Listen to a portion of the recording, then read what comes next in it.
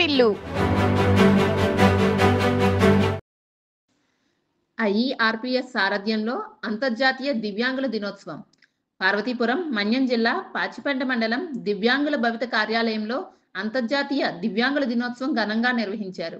ముఖ్య అతిథిగా మండల విద్యాశాఖ అధికారి జోగారావు హాజరై కార్యక్రమాన్ని ప్రారంభించి మాట్లాడారు. సర్వశిక్షాభినయ నేతృత్వంలో ఐఈఆర్పీఎస్ నిర్వాహకులు కె సత్యవతి, ఎం మాధురి నిర్వహిస్తున్న కార్యక్రమాలు అభినందనీయమన్నారు. 21 మంది దివ్యాంగులు ఇందులో ఉన్నారు. వీరి అవసరాలను గుర్తించి నెలలో 3 రోజులు డాక్టర్ సురేష్ ఫిజియోథెరపీ సేవలు అందజేస్తున్నారన్నారు.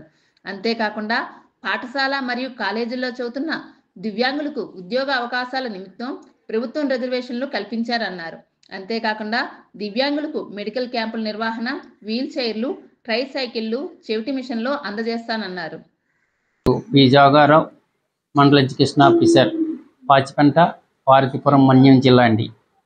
ఈరోజు అంతర్జాతీయ దివ్యాంగుల దినోత్సవ సందర్భంగా మా పాచిపెంట మండలంలో ఐఆర్టీ వాళ్ళు నిర్వహించినటువంటి కార్యక్రమానికి అధ్యక్ష వహిస్తూ మా మండలంలో మరి సర్వశిక్ష అభియాన్ ద్వారా మరి జరుగుతున్న కార్యక్రమాలు అనేటువంటివి చాలా బాగానే ఉన్నాయి, అభినందనీయం.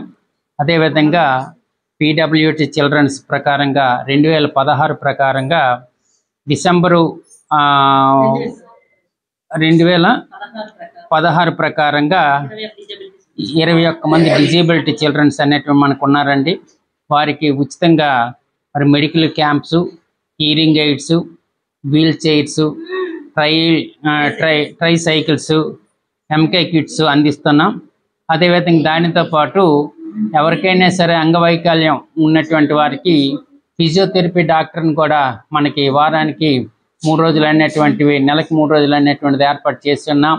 మరి వీరికి కావాల్సినటువంటి ఈ చదువు నిమిత్తము ఆయా స్కూల్లో లేదా కాలేజీలో చదువుతున్నటువంటి విద్యార్థులకి మరి విద్యా ఉద్యోగ విషయాల్లో అయితే మంచిగా ఉండేటట్లుగా రిజర్వేషన్స్ కూడా మన గవర్నమెంట్ అనేటువంటిది కల్పిస్తూ ఉంది.